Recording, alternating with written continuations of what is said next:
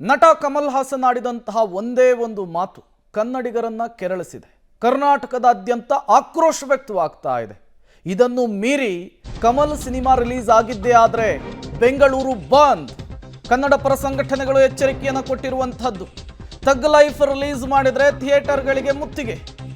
ಕರವೇ ಪ್ರವೀಣ್ ಶೆಟ್ಟಿ ಎಚ್ಚರಿಕೆಯ ಸಂದೇಶವನ್ನು ಕೊಟ್ಟಿದ್ದಾರೆ ಥಿಯೇಟರ್ನ ಮಾಲೀಕರಿಗೆ. ಕನ್ನಡಿಗರನ್ನ ಕೆಣಕಿ ಕ್ಷಮೆ ಕೇಳದ ಕಮಲ್ ಹಾಸನ್ ಉದ್ದಟತನವನ್ನು ಮೆರೀತಾ ಇದ್ದಾರೆ. ಕಮಲ್ ಅವರ ಥಗ್ ಲೈಫ್ ಸಿನಿಮಾ ರಿಲೀಸ್ಗೆ ತೀವ್ರ ವಿರೋಧ ವ್ಯಕ್ತಪಡಿಸ್ತಾ ಇದ್ದಾರೆ. ಇಷ್ಟೆಲ್ಲ ಬೆಳವಣಿಗೆಗಳ ನಡುವೆಯೂ ಕೂಡ ಬೆಂಗಳೂರಿನಲ್ಲಿ ನಟ ಕಮಲ್ ಹಾಸನ್ ಸಿನಿಮಾ ರಿಲೀಸ್ ಆಗಿದ್ದೇ ಆದರೆ ನಾವು ಬೆಂಗಳೂರನ್ನ ಬಂದ್ ಮಾಡ್ತೇವೆ.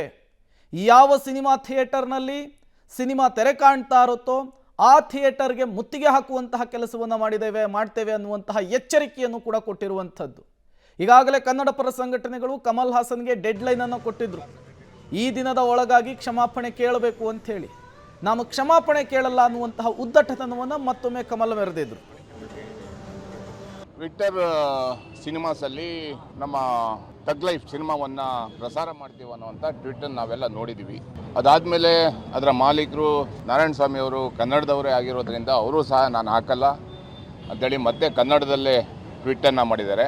ಖುಷಿ ಆಗುತ್ತೆ. ಈ ಥಿಯೇಟ್ರ್ ಮಾಲೀಕರು ಸಹ ವಾಣಿಜ್ಯ ಮಂಡಳಿಯ ಸದಸ್ಯರಾಗಿರೋದ್ರಿಂದ ವಾಣಿಜ್ಯ ಮಂಡಳಿನೂ ಸಹ ಯಾವುದೇ ಕಾರಣಕ್ಕೆ ಬಿಡುಗಡೆ ಮಾಡಲ್ಲ ಅಂತ ಹೇಳಿದ ಮೇಲೆ ಮಾನ್ಯ ಸಚಿವರಾದಂಥ ಶಿವರಾಜ್ ತಂಗಡಿಯವರು ಸಹ ಈ ಸಿನಿಮಾ ಬಿಡಲಿಕ್ಕೆ ನಾವು ಅವಕಾಶವನ್ನು ಕೊಡಲ್ಲ, ಸರ್ಕಾರದಿಂದಲೇ ತಡಿತೀವಿ ಅನ್ನುವಂಥ ಮಾತನ್ನು ನೀಡಿದ್ದಾರೆ. ಮತ್ತು ಎಲ್ಲ ಕನ್ನಡ ಪರ ಸಂಘಟನೆಗಳು ಒಟ್ಟಿಗೆ ನಾವು ತೀರ್ಮಾನವನ್ನು ಮಾಡಿದ್ದೀವಿ.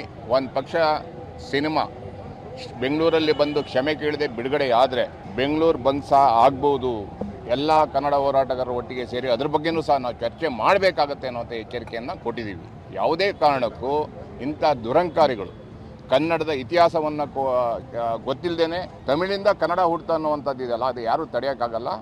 ಆದ್ದರಿಂದ ಬೇಷರತ್ತಾಗಿ ಬೆಂಗಳೂರಿಗೆ ಬಂದು ಕ್ಷಮೆಯನ್ನು ಕೇಳೋದ್ರ ಮುಖಾಂತರ ಅವ್ರ ಸಿನಿಮಾವನ್ನು ಪ್ರಾರಂಭ ಮಾಡಬೇಕಾಗತ್ತೆ. ಅದಕ್ಕೂ ಮುಂಚೆ ಮಾಡಿದರೆ ಆಗುವಂಥ ಅನಾಹುತಕ್ಕೆ ಥಿಯೇಟ್ರಲ್ಲಿ ಆಗುವಂಥ ಬಲವಂತವಾಗಿ ಸಿನಿಮಾವನ್ನು ತೆರೆ ಕಾಣಿಸೋದನ್ನು ನಿಲ್ಲಿಸೋದಕ್ಕಿಂತ ಜನರಾಗೆ ಪ್ರೇರೇಪಿತರಾಗಬೇಕು.